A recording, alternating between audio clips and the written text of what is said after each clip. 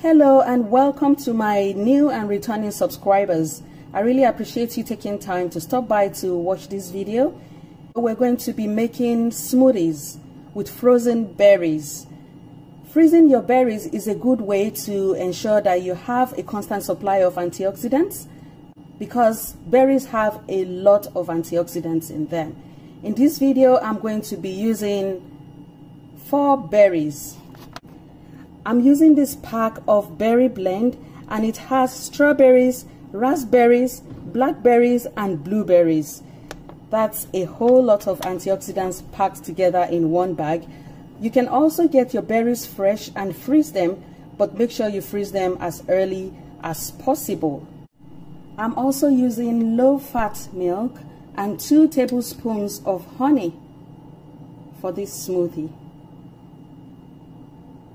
Having a healthy smoothie is a good way of jump-starting your day in a healthy way. So let's jump right into the video.